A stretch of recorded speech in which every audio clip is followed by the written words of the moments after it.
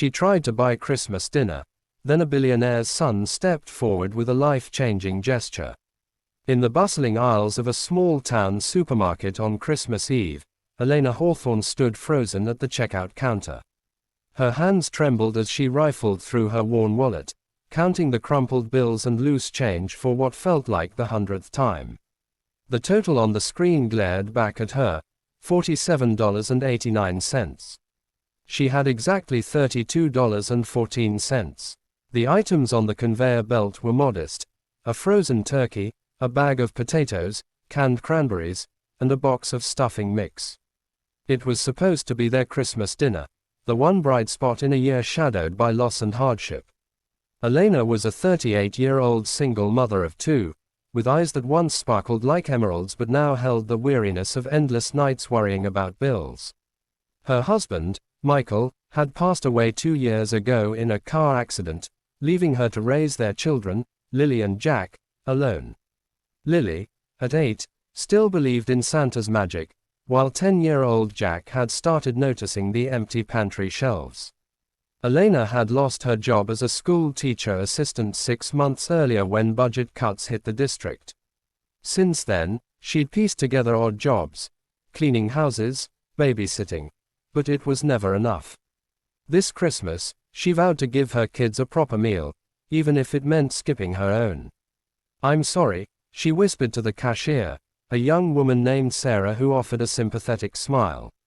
I think I have to put some things back." Her voice cracked as she reached for the turkey, the centerpiece of her fragile plan. Shoppers behind her shifted impatiently, their carts overflowing with holiday abundance. Elena felt the sting of humiliation, tears blurring her vision. How had it come to this?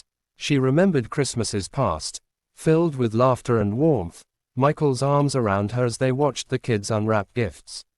Now, it was just survival. Unbeknownst to Elena, a man in line 2 spots back had been watching. Alexander Kensington, 28, heir to the Kensington tech empire founded by his father, billionaire philanthropist Victor Kensington. Alexander was in town visiting his family's winter estate, far from the glittering skyscrapers of New York. With his chiseled jaw, deep blue eyes, and a quiet confidence that came from privilege, he could have been mistaken for a model. But beneath the polished exterior was a man haunted by his own emptiness. Growing up in wealth, he'd seen the world from private jets and yacht decks, yet it left him hollow. His mother had died young, and his father's relentless pursuit of fortune had taught him that money couldn't buy connection. Alexander had started a foundation to help underprivileged families, but it often felt like band-aids on deeper wounds. As Elena began removing items, Alexander stepped forward. "Excuse me," he said gently, his voice warm like a crackling fire. Elena turned, startled, her cheeks flushing. "I couldn't help but notice. It's Christmas Eve. Let me cover the difference." He pulled out his wallet, but Elena shook her head fiercely. "No, thank you. I appreciate it, but I can't accept charity from a stranger." Pride burned in her chest, even as desperation clawed at her. Alexander paused, sensing her resolve. He glanced at the items. Simple, essential, and an idea sparked.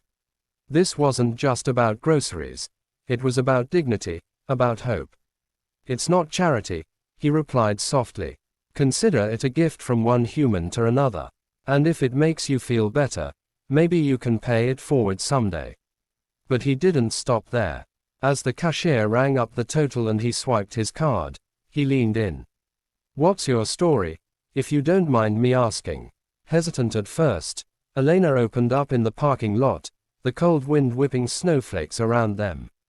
She told him about Michael, the job loss, the kids waiting at home in their tiny apartment. Alexander listened, really listened, his heart aching in a way it hadn't in years. "I run a foundation," he said finally. "We help families like yours with education and job training. But more than that, my father's company has an opening for an administrative assistant in our local branch. It's entry level, but it pays well, with benefits. If you're interested, I can put in a word." Elena's eyes widened. "Why would you do that?" You don't even know me. Because I've been where you are, in a different way, Alexander confessed. Lost. Feeling like the world is against you. My mother taught me that true wealth is in lifting others. Let me help you rebuild. That night, Elena returned home with not just groceries, but a spark of possibility.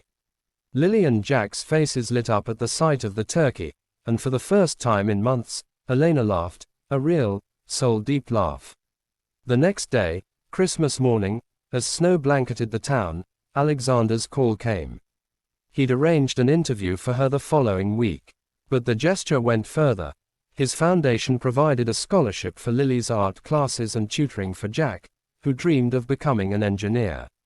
Weeks turned to months. Elena aced the interview and started her new job, her confidence blooming like spring flowers. She and Alexander kept in touch, first professionally, then as friends. He visited her home, sharing stories of his travels, while she reminded him of life's simple joys. One evening, over coffee, he admitted, "You changed my life too, Elena. I was drifting in a sea of excess. Seeing your strength, it grounded me." By the next Christmas, Elena's life had transformed. She had stability, her kids thrived, and a budding romance with Alexander whispered promises of more. The billionaire's son hadn't just paid for dinner. He'd ignited a chain of kindness that healed two broken hearts. In a world often cold and indifferent, one gesture proved that miracles happen when compassion meets courage.